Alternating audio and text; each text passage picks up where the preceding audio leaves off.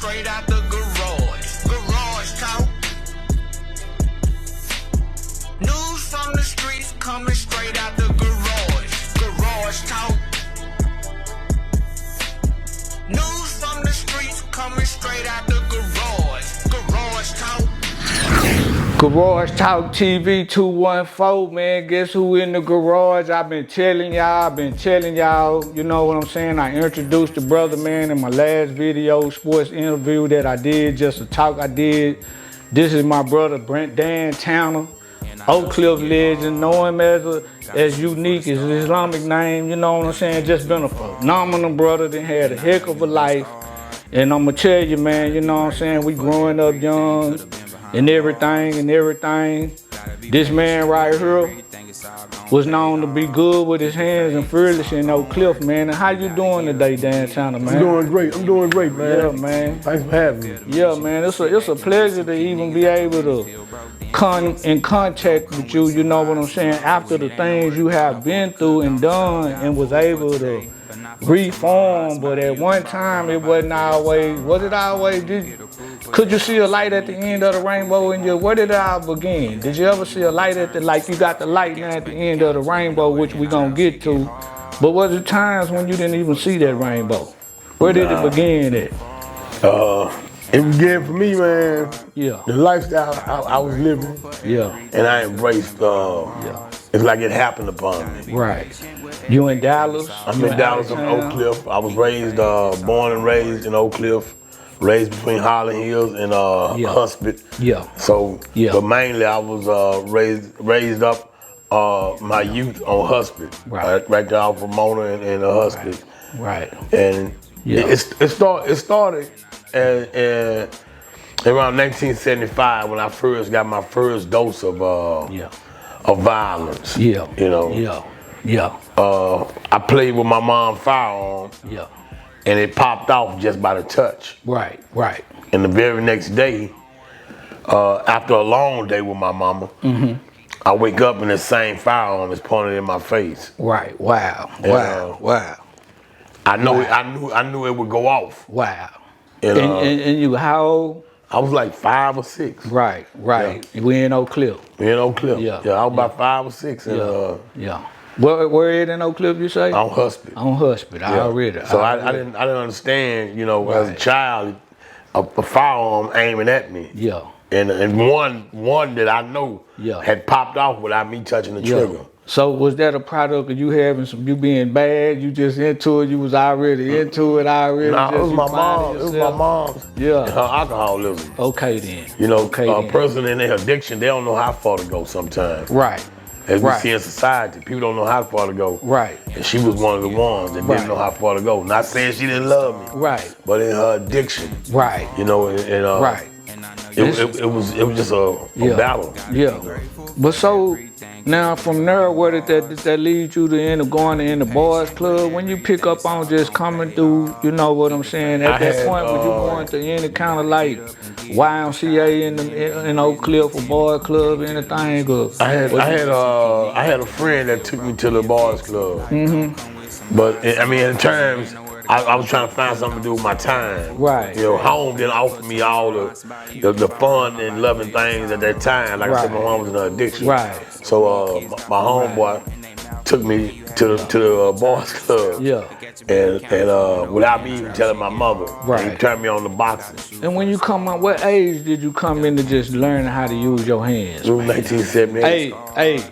The brother, Oak Cliff legend, man. Don't want to see him at his weight. He ain't got to. I'm just giving it to you and telling y'all. And thank y'all for joining the show today. Thank y'all for tuning in.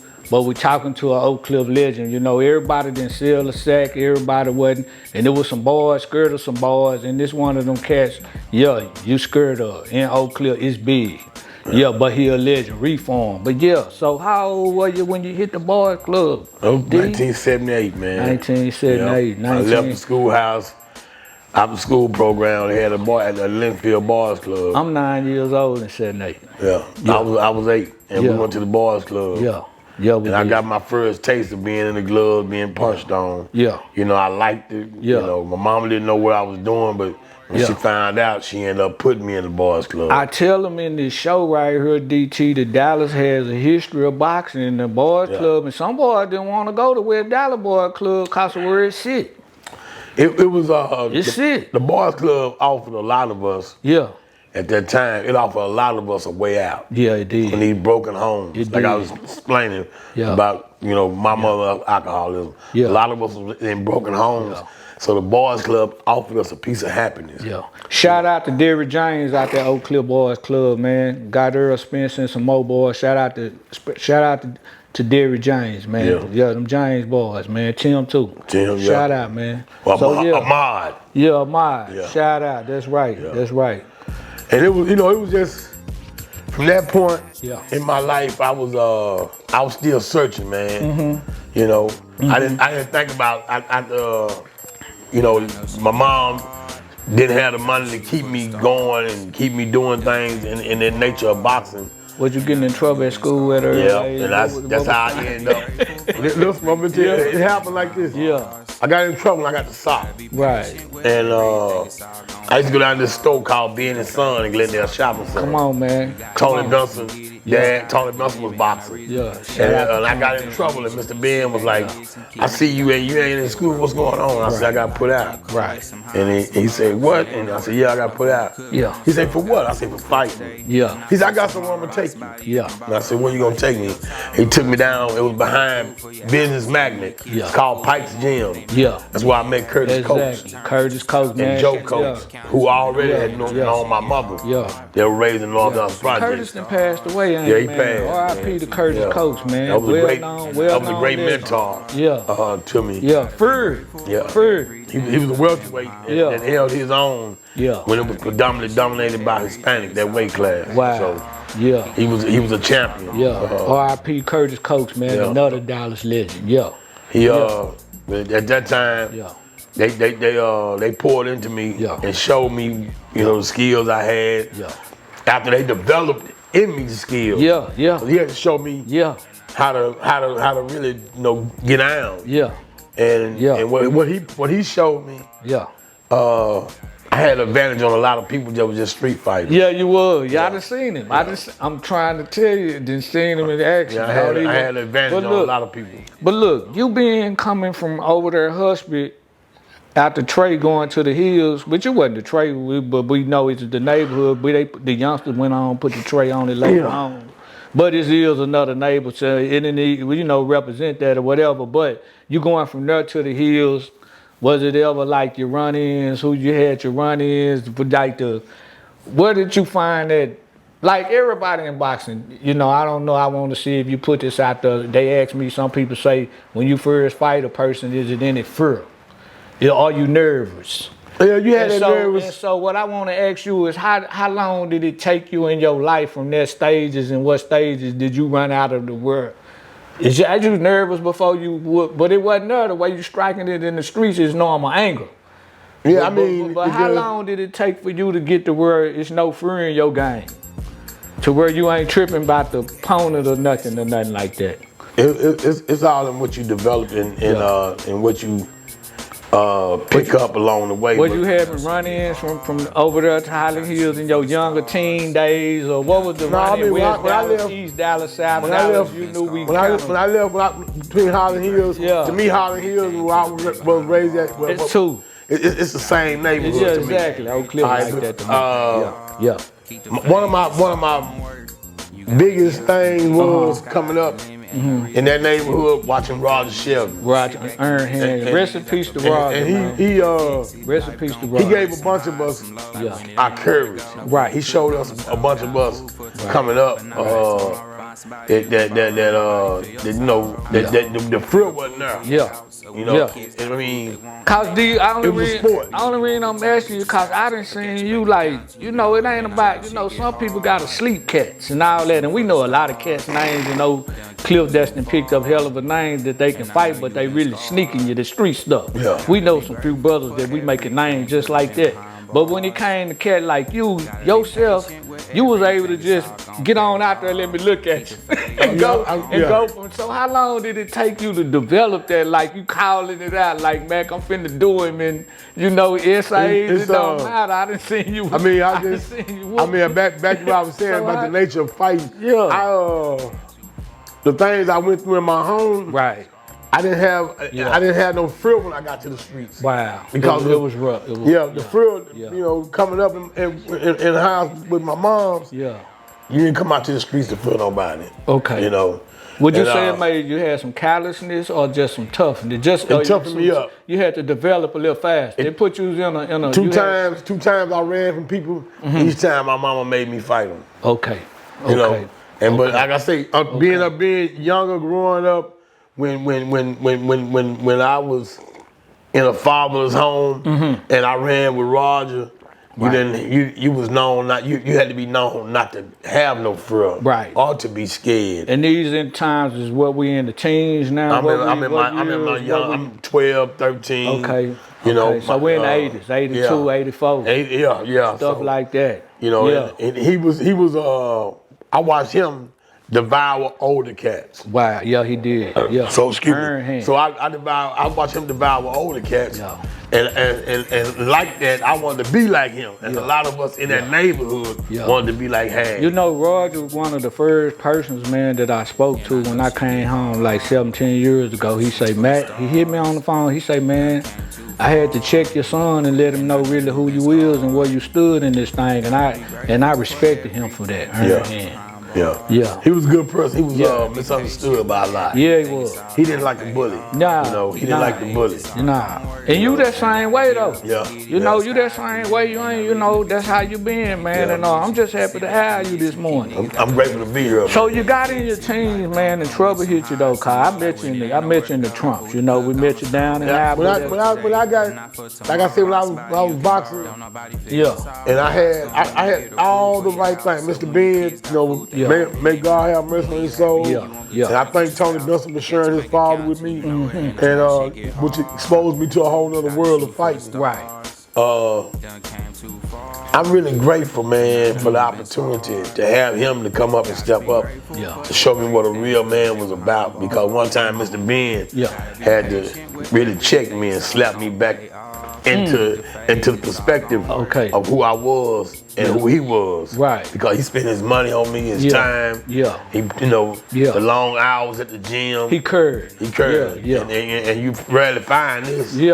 From a male that's not your father. Right. You know, in our neighborhood. Right. So he was really iconic in my life. Right. I recall having a fight with Bodine on my birthday.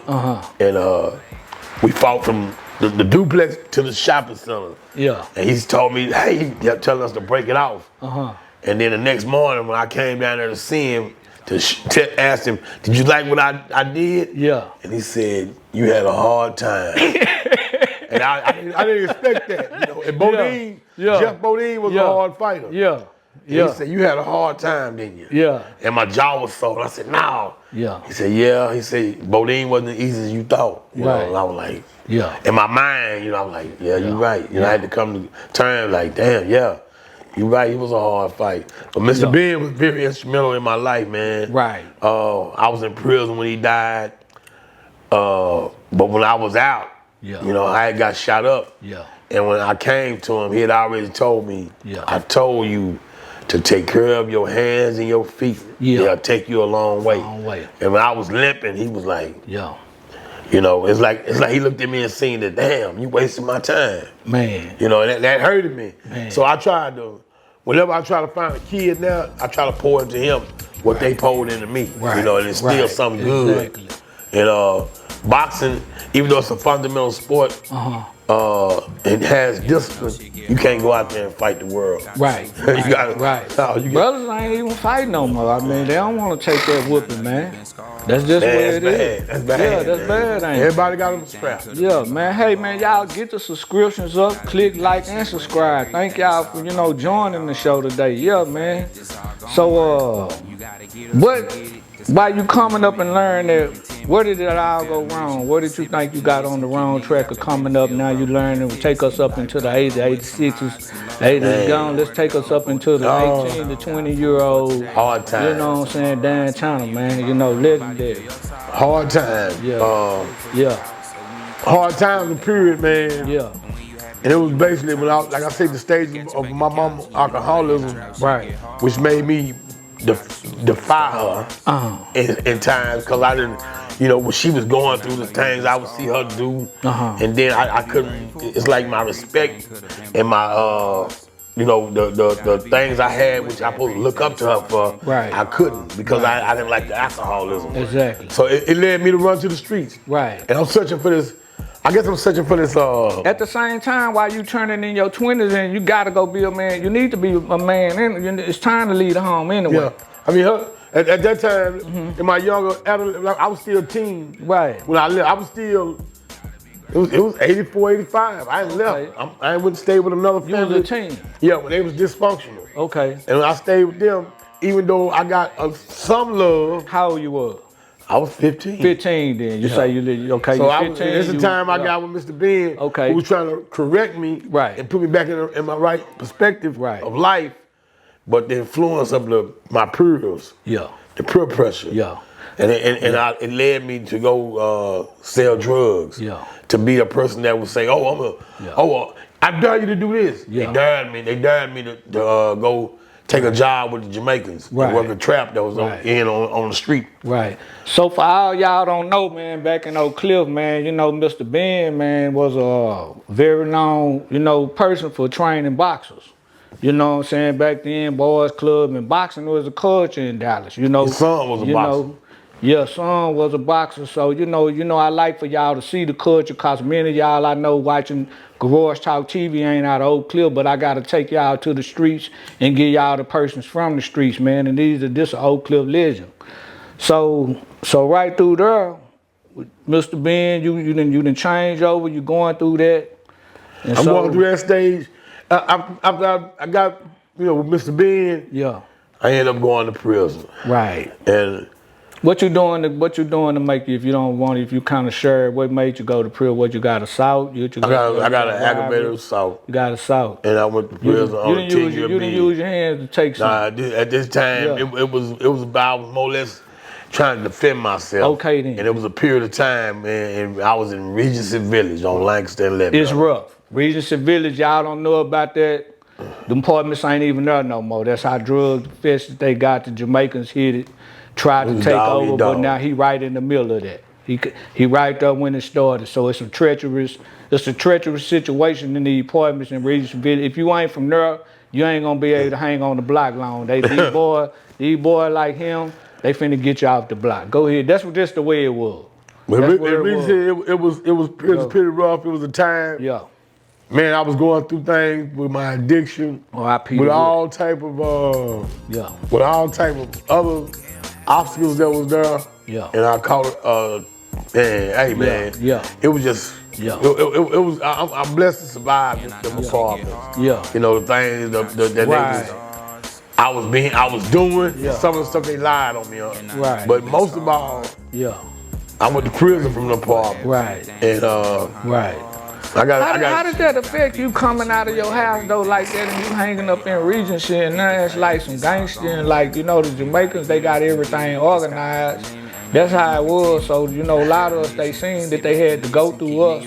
Cause that's how my life was through Robin Village. Jamaicans seen me and know that they couldn't get in there without me. That's cause we had friends back then. At that time back, they had to pay, they paid me $1,000 a day to leave.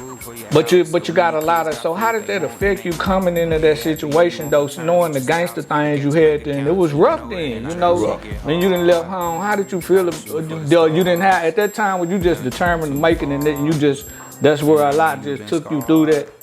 At that period of time, man, I was, it was a lot of uncertainty. Yeah. You got your house, you had to have something to protect yourself with. Yeah. You know, cause this getting money time now. Yeah. This the stage where we done went out into the triple stage. This is the triple stages of darkness. This is the death part of it. We in the death part.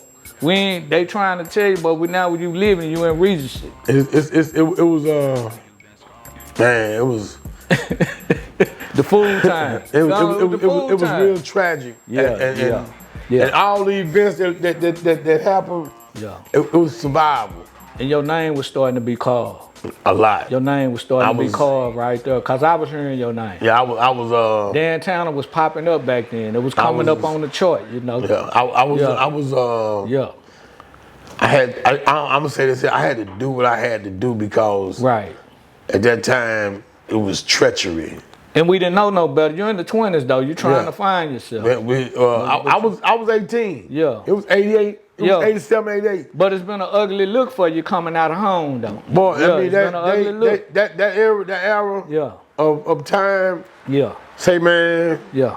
It was so much killing. Yeah. And I'm grateful I survived. It was. I mean, it was more than any person, young adult, teenager, should have experienced. Yeah, cause I heard you was into your hands, your name, you was ringing. Yeah, I had to defend. Yeah, you was ringing. You know, I had to defend what was ours at that time. Right. You know, and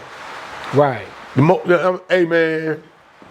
The stories of them people that came and overtook our communities was, oh man. Yeah. I think when they made that first sign and showed us though that they, you know, but then I like how you speaking on there because sometimes I like to bring them this Garage Talk TV.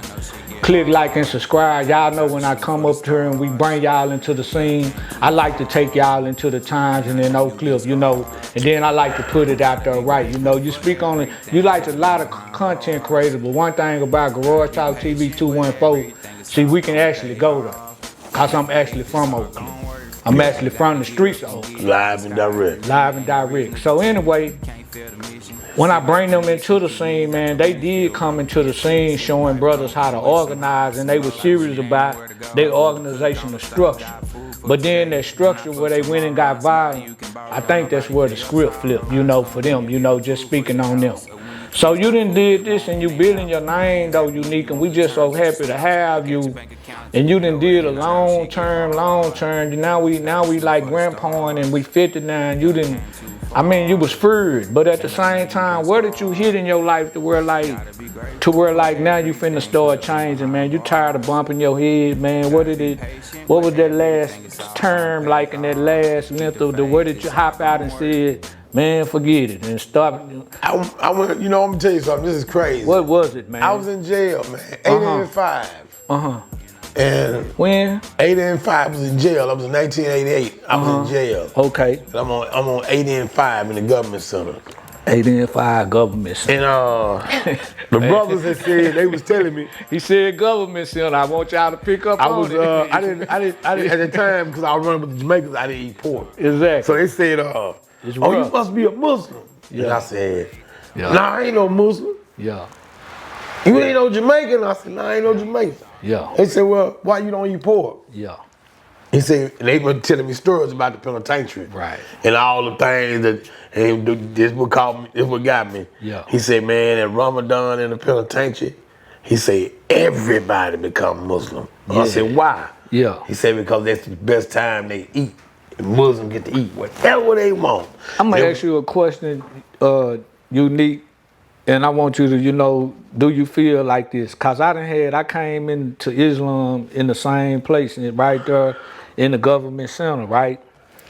But I want to ask you, cause throughout my time of, you know, Islam, you know, the Deen of Islam, living the Deen, I always told myself, and I want you to speak on this, Islam seemed to catch the brothers with the wild nature. They like to fight, and it helps to show us our natures. And without all of, do you ever feel like that? Cause I always felt like I met a lot of wild brothers in the Deen. Yeah. I like it be like the killers, the fools. You know what? It changes us. I can only attribute it to this here, man. Yeah. A Lord God whom He pleases. Yeah. And I like to attribute this here also to the Deen of Islam.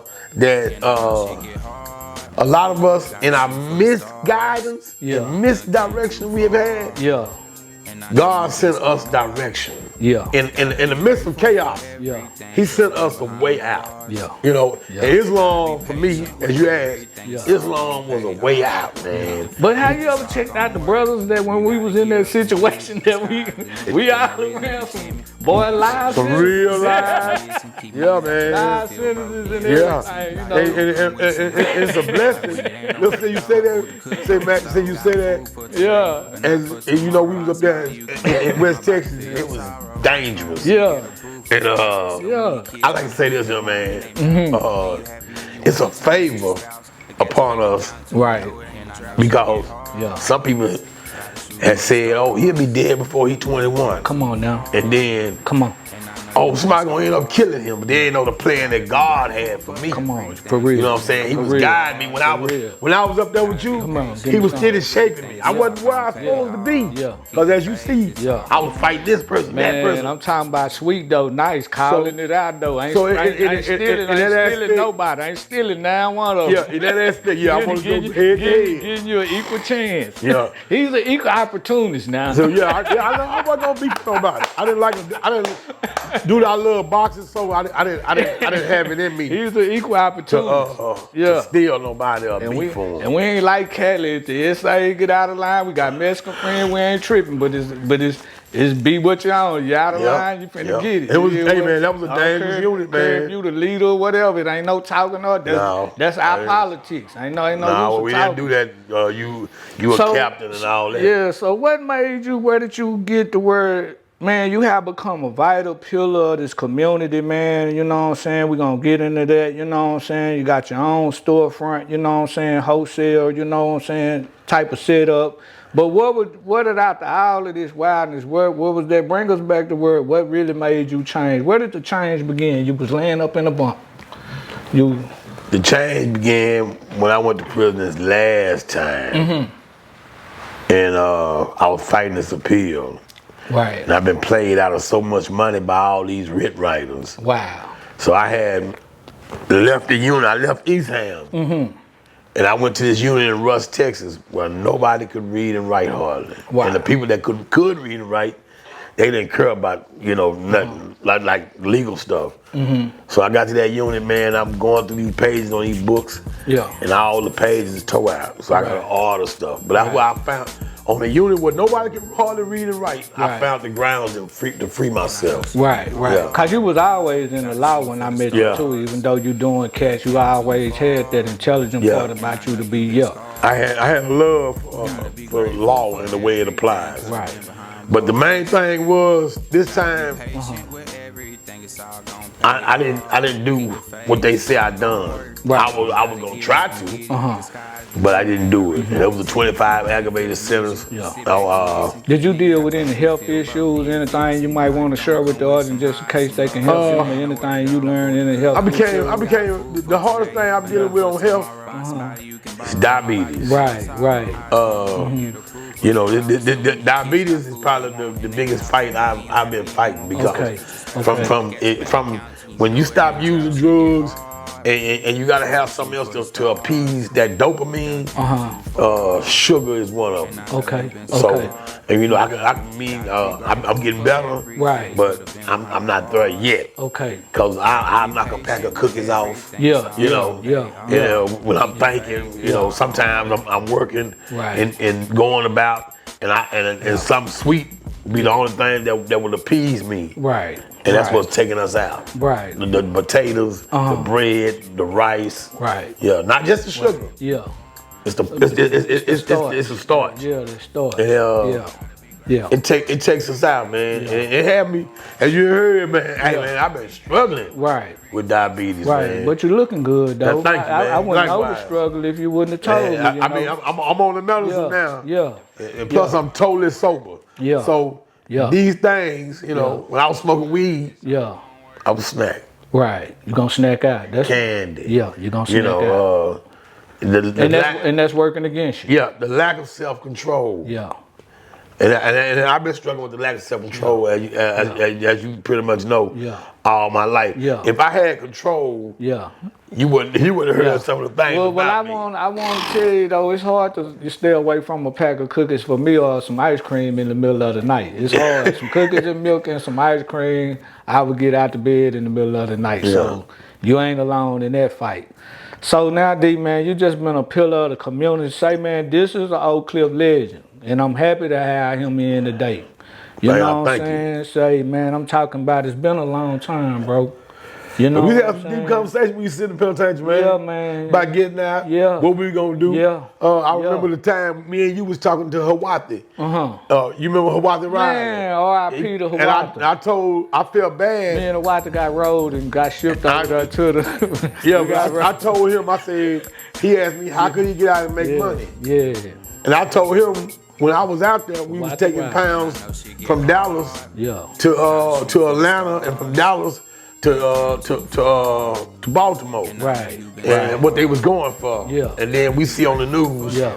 Blam. Yeah, that's right. He on the highway. That's right. And I felt, hey man, it shut me down for a few weeks. That's right. Because I it's like Yeah, he was close. He it's like I gave him some bad information. Yeah. Nah, you know, you can't put it on your back. No, I mean I told him, you know, and I should just say, cause he was Muslim. And I should just say he was born in I should just told him, I can go get you a job for the city. Right. You know. Right. But the admiration that we put into fast money. Right. It was a way of life at the time. We fell for the okie doke. You know, that's what that was. I let the viewers know on here, and that's why I'm so glad for you to just break that down like that. I was the life we were fed. You know, from putting a pistol in front of our growing. Yeah. All that was misinformation. Yeah. But the money we fell for the okie doke. But now we come up out of it, and what made you come up out of that? It's triple stages of darkness. I had like I said last time with the prison, man. Yeah. I said I was impersonating every time I get out. You know, a guy asked me one time. You gonna who? When I get out of prison, I always come out here and impersonate a dope dealer. Okay. I impersonate. Okay, I'm not a dope dealer. Yeah, I know that. But I met your brother that was in prison. Yeah. And he had done something for this mob cat. Him and his brother in West Dallas. Yeah. And they had got some big money. Right. And he put some money on my books. Right. We was on Smith. Right. He said, if I gave you $50,000, what would you do with it? Right. Yo, if you know anybody that's facing suicide, man, depression, you know, feeling down and out, you know, lend them a hand. You know, one thing about Garage Talk, we always care for the community. And suicide and depression is real right now. Yeah, this definitely need to be addressed because, man, so many people be stressing and having all type of weight on them, and they don't even know they carrying baggage that they don't even need. And that's real. Peace. If I gave you $50,000, what would you do with it? Right. Cause he had love for me. Right. And I said, I go buy me a couple of bricks. Yeah. He said, he didn't talk to me after that. Yeah.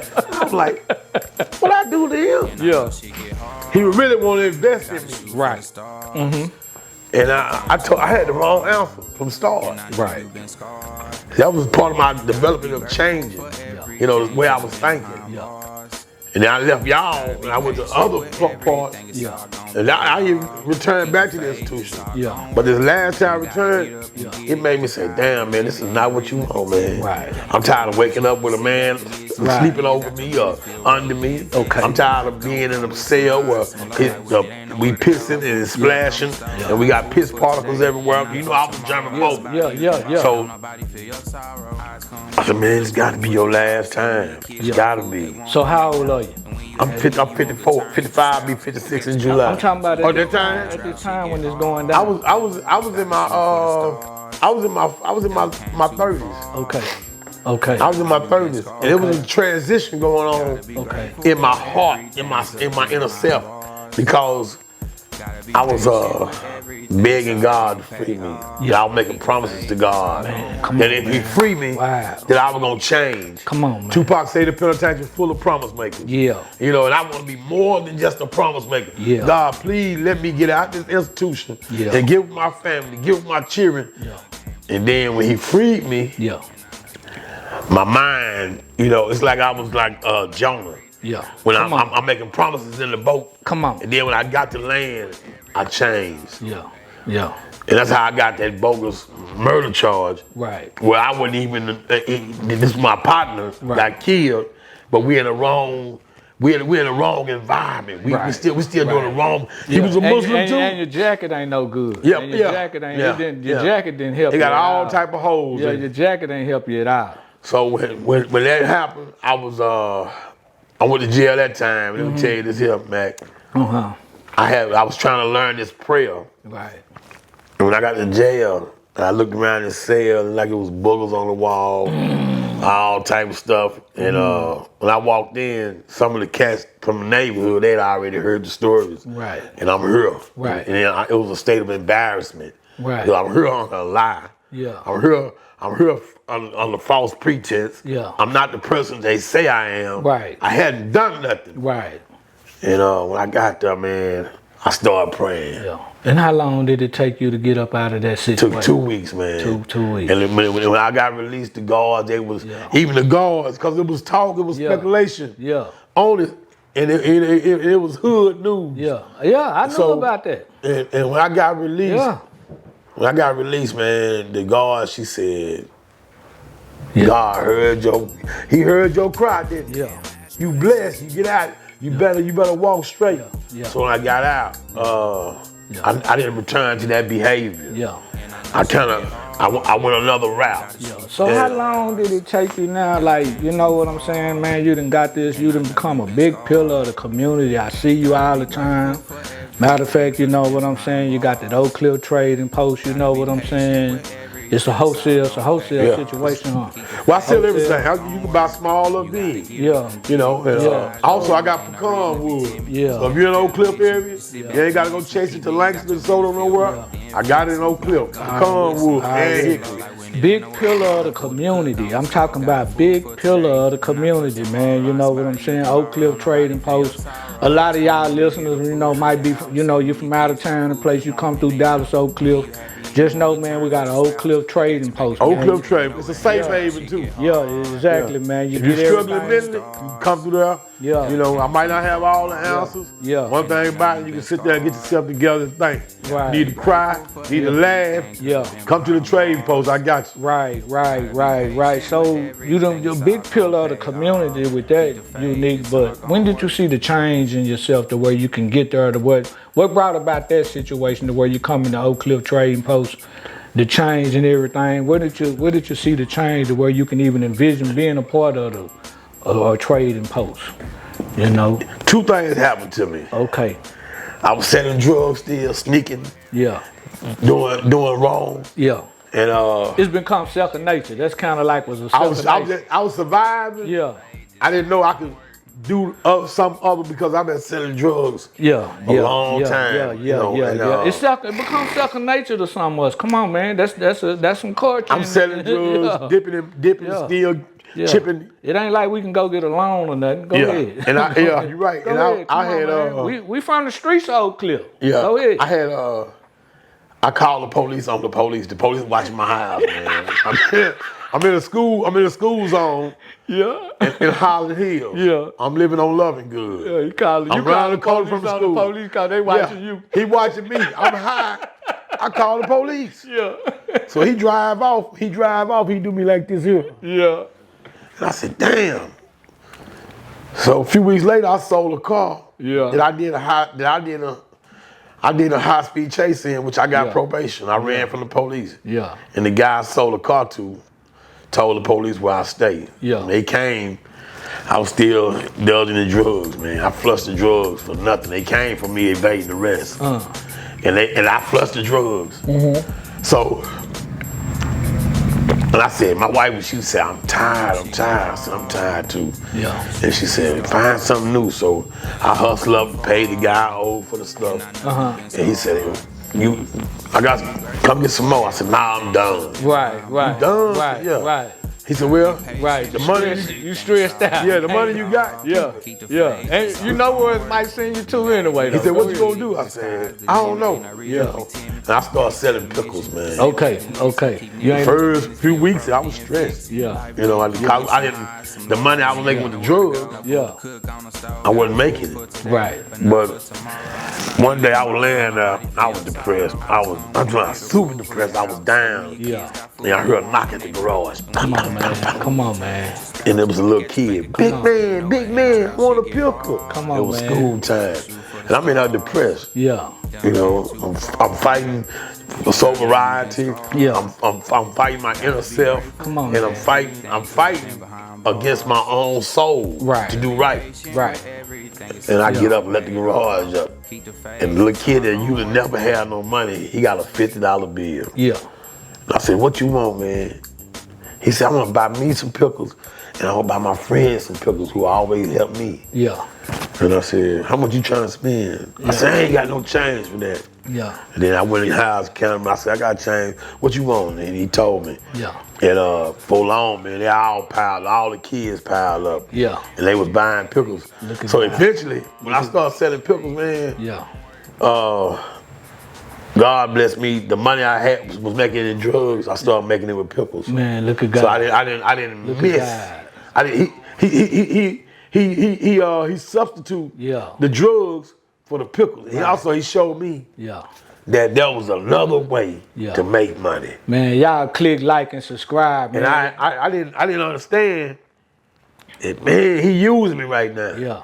And sometimes, you know, the kids, they come with all that change. Yeah. Because it's all they had. Yeah.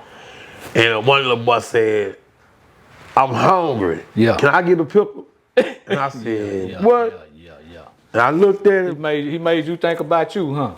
I gave him a pickle. Yeah. I said, you hungry? He said, yeah. So I had some chips. And I hadn't sold them chips because nobody buy them. They only come for pickles. Right. And I gave him the chips. And he said, when I get some money tomorrow, big man, I'm going to come back and spend my money. So that motivated you. Yeah. And them kids, the love, like I said, the love that they showed me because they counted on me. Yeah. I couldn't see they was counting on me. Wow. Because I was going to be the big money drug dealer. Right. I wanted to keep on impersonating the person that I was. Yeah. This ain't the person that God wanted me to be. Wanted you to be. So I'm like, man, these kids. He wanted you to be the hustler, but he wanted you to have the right product. Switch the product. And I had one day the principal came. Yeah. Cause he see all these cars piled in front of my house. When God bless me in the morning. Yeah. The parents, some of the kids were acting fool with the parents, cause they want to pick them before they go to school. Okay then. So here I am, went from calling the police on the police to the principal showing up asking me, cause I was selling drugs there prior. Right. Oh, what you selling over here? You ain't selling no drugs, are you? Yeah. I said, no, he got all the kids that brought him drugs. It's like he walking with the African village. Okay. All these kids. And what school is this? What It was Jen Irvin. In Highland Hills. He said, what are you doing? Yeah. I said, I'm selling pickles. Yeah. You don't sell no drugs? I said, nah, man, ain't no drugs, man. It's just pickles. Yeah. He said, I'm gonna spend $50 on pickles. Yeah. And can you help? I said, all the kids that you ain't buying for, I'm gonna match it. Yeah. And he said, yeah, all right. So, like I said, it was like 30 or 40 kids out there. And then you got the parents pulling up out of school. Yeah. So I had, you know, God has sent me through that transition. Yeah. And I left that transition. Yeah. And I had developed another hustle, which was water and dog food. Right. Wow. And I said one day, wow, the way a dude talked to me about some water, and you know, put this over here, do this. I said, I needed this money, man. I need this money. Right. I don't want to argue with this guy. I don't want to fight with this guy. I need what he got. Okay. And he want what I got. Okay. But I need what he got. Okay. So I unloaded all this stuff, put it up for him like he asked. Yeah. And I got in the truck and I said, man, this is the type of stuff you got to take in order to be successful. Right. You got to take these type of orders. You got to take being talked to like this. Right. You know. You humilified yourself. Yeah, because I wanted to tell him, hey man, This stuff. But this is all I got. You know what I'm saying? This is all I got. This is my livelihood. So I gotta suck up. It's like watching your father being talked to crazy by a white man that got him working for him. Wow. So I'm working I'm really working for my community. Right. I wanna help my community. But at the same time, some people don't know how to show love back. Right. And I almost wanted to quit. You know, but at the same time, this is what I got to do. I gotta kiss this ass. My mama say, when you're down, kiss ass. When you're up, kick ass. Right. So I gotta kiss these people's ass to get this money out of them. Right. You know, some people talk to you good. Some people see me bringing water to the community and dog food. They look like, oh, he a butler. Right. You know, that type of person. Right. In actuality, I ain't. Right. And I would find other items. I would go search warehouses, find other things to bring to my community. Exactly. So we wouldn't be subjected to paying a high taxation in our community. And that's been paid out for you, man. I mean, I really got to tell you that. I've been seeing you, you know what I'm saying? I've been checking out your marketing, and I've been seeing you ringing. I've been actually seeing what's going on at the Oak Cliff Trading Post. You know what I'm saying? And I had to put you out there today and put that light on. I appreciate it, man. Yeah, cause a lot of people couldn't get this man on the interview. A lot of people scared of this man, you know what I'm saying? But this is one of my best friends, and he ain't never been like that, period. Like I say, I ain't never seen him pick out a bullet, man, but I got to shout out. I mean, I ain't never seen him mess with no cowards or nothing. He ain't been a bullet. He never been a bullet, but he been a very notorious guy, man, and I had to bring him in. Oak Cliff legend with the Trading Post, man. So how did you just come up on that Trading Post? What was your thought to inspire you to go on and take it to that level to where, cause you doing things on the wholesale level right now, DT. You got pallets, all kind of Gatorades. I see, man. You be coming with everything, bro. It's like this here, man. Mac, let me tell you this here. One day, the place that we at, people had right in the heart too. Yeah, my partner had the spot. Man. Overton and Ramona, right in the heart. Overton and Ramona, man. He was making trades in the whole way. Yeah. He asked me to come in with him. And the plan was to show him how to develop the game like I'm developing it. Yeah. And he couldn't let go. Right. So he out of respect and love for me. He's somebody I always had love for. He handed me the building. Wow. Cause you grew up in that community. That's a blessing. He had me that building. You know the people. Yeah, and I started dealing with water, different stuff. I had other people, all type of items that I would come across in different warehouses. So I met some people, and they had a warehouse, and they would, tell me, hey, come do a little work for us, and we'll give you this. And that was a money exchange. It was always your service for this. I would deliver stuff to people they wanted me to deliver to. And you done that. Yeah, and I was still a butler. Yeah, I'm still jet. You the neighborhood service, man. That's who you are. You provide a service. I said, I was telling them, hey man, y'all got this. You can't sell it. Let me take it to my community. All that time you knocking brothers out and taking care of business. You ever think you were gonna be the neighborhood service, man? No. Like I said, I couldn't stand being. Like I go to certain places. Like I don't like delivering to traps. When I was delivering at that time. And I was delivering to some of the traps. And most of the people that sell drugs, they have a persona about themselves where they want to, they got to be tough. Okay. Here I am trying to have the humility to serve them and get their money not getting that same and without us getting a bad exchange. And when that, they would be the big spenders. Right. And a lot of times, I'm going to tell you something. In that community I'm in, when I was delivering, in Holland Hills, let me say this here. Right. Holland Hills, I could have a load on my truck, and I go through Holland Hills and I sell out. Cause you from there, you know the community. I go to Highland Hills, Yeah, and I sell out. I would go up to the Ingrams, and post up, and I would sell out. And don't it feel good though, selling out and you ain't looking over your back no more though? Yeah. Ain't that a good feeling, man? Yeah, it is. It's a good feeling, ain't it, man? It's a petty hustle, but it's a good feeling, ain't it? That generate happiness in myself. Yeah. I'm secure with I made a good day. Yeah. Not only did I make a good day, you can sleep easy. I can sleep. I didn't pass out no poison in my community. Exactly. I brought some, some people I deal with. Yeah. The lady came, they came there, they called. I got called on at the shop. Yeah. And the city council came out. Uh-huh. The lady Carolyn Atkins with a lot of code of compliance and police. Uh-huh.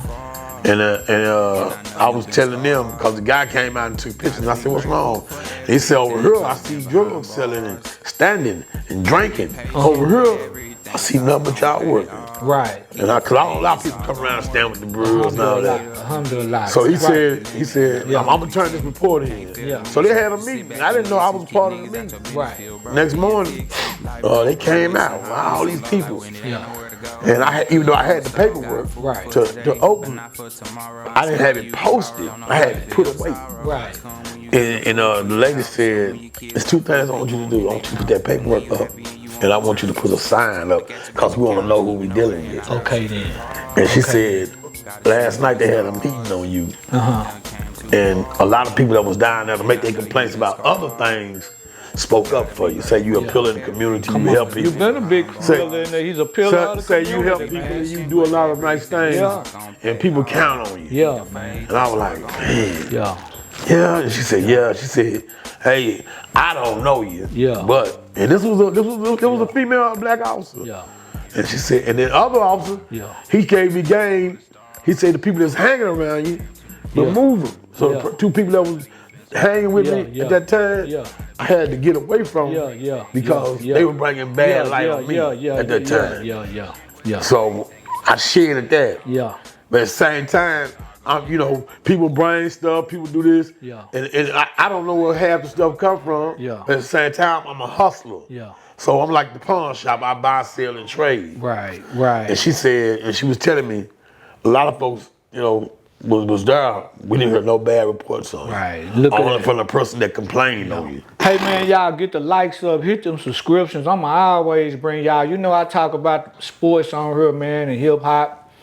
And I just want to thank y'all for just checking out the show and rocking with the show. You know what I'm saying? If I don't do nothing else, I'm gonna try to keep it a buck with y'all, man. You know what I'm saying? This is Garage Talk 214. Now, downtown, we got an Oak Cliff legend in here, man. Known boys' hands back in the day, but just a real rounded man and been a leader, been through some, y'all done heard the stories.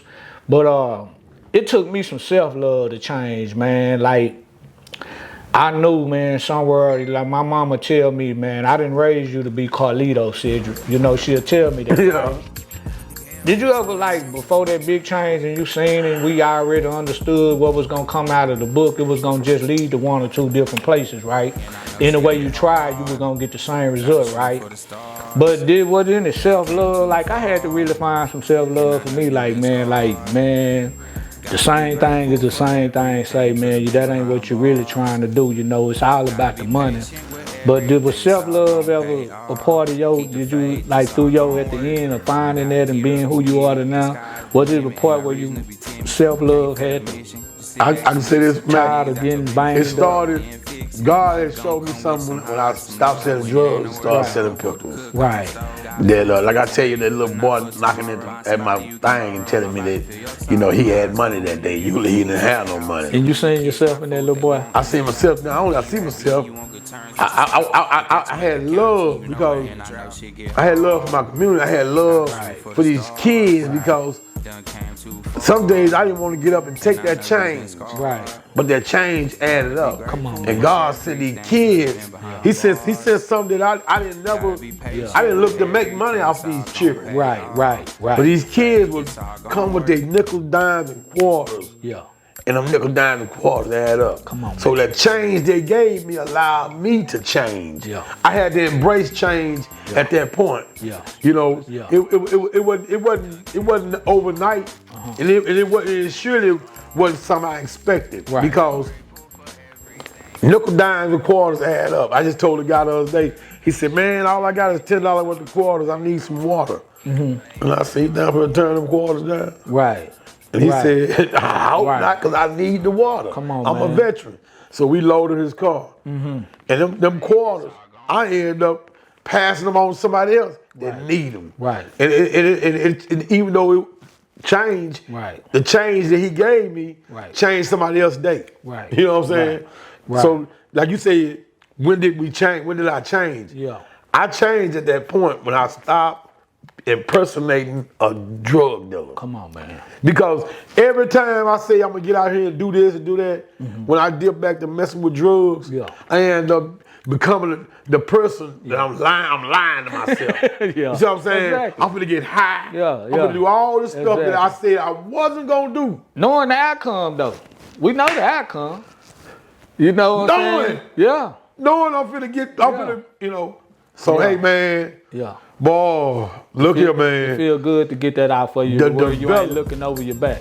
Say, man, my neck hurt. Yeah. I'm still, you looking to your, now, Yeah. I ain't gotta have no firearm when I go places. Exactly. Feel good. I'm not beefing with nobody. Right. I'm not into it with nobody. Right. Anybody that dislike me, that's on them. Exactly. Whatever they say behind my back, it ain't got nothing to do with me. Exactly. So, it's like, Exactly. when you make that change, Yeah. you gotta change what's in yourself, your heart, your makeup.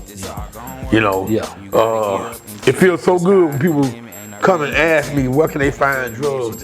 I don't know. Well, exactly. Exactly. If you want to get high, you should know where to get your drugs. Exactly. Who got this? I don't know. Exactly. And if you come to me one more time, I might have to put the people in your life. Cause I ain't gonna never let you play me out of this. Yeah. So I don't care about who they say snitching and all that. Cause I know one thing about me. I've been a real G. I done had people trick me out of my position when we were young. And then you do that, and then you go down there, they flip the script on you, talking about you trying to rob them. But at first they was messing with you. Now I'm doing time cause I done did this here and you done made me do this to you. You see what I'm saying? So at this, and it's like what they talking about with Gucci Man and Pooh Shiesty. I mean, I ain't trying to side, but if you rob me and I ain't trying to do that person no more, come on, bro. What I ain't supposed even to do? tripping about it. What he supposed to do? I'ma buy all the Gucci music. You know what I'm saying? What Gucci supposed to do? So, man, did what he supposed to do. Did what he supposed to do. So then, Unique, man, I'm so happy to have you today, man, and you welcome back anytime, man. You know what I'm saying? And you got anything, man, you want to share with the people? Cause we got the trading posts up on the screen with the products and everything, man. All I want to say is, this is what I want to say to the community. Yeah. Be real with yourself. If you're gonna be out in the community and being a leader, don't misguide these youngsters. Right. I mean, a bunch of us when we were young, we was taught to put the gun in our waist and could have blown our penis off. We was mistaught. Yeah. So if you mislead a person, that same person you mislead can come back and end your life. Right. If you don't give them the proper guidance. Exactly. Yeah. And that's Garage Talk TV 214, man. Really, really thankful, man, that y'all coming in and y'all checking out the show.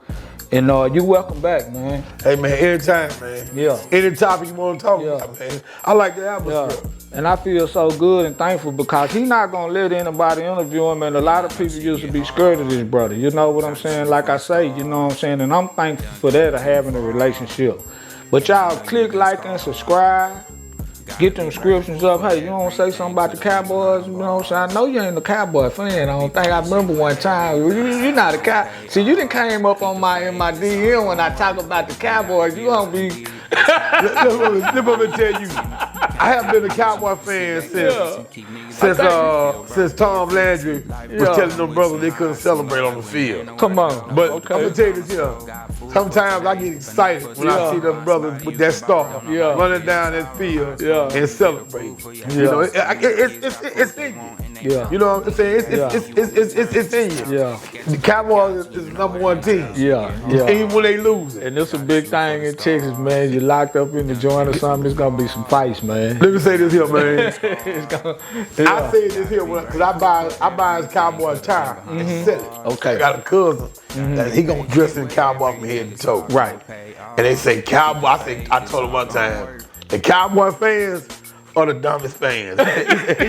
He said, why you say that? I said, because if they losing, y'all still gonna buy their merch. Yeah. And if they winning, y'all gonna super buy their merch. Yeah. But I be joking. Yeah. Hey man, shout out to the Dallas Cowboys. Shout out, man. And shout out. And if they need a mentor to keep their players out of jail, y'all contact me and Mac, man. Hey, man. We can give them guidance how not to go to jail.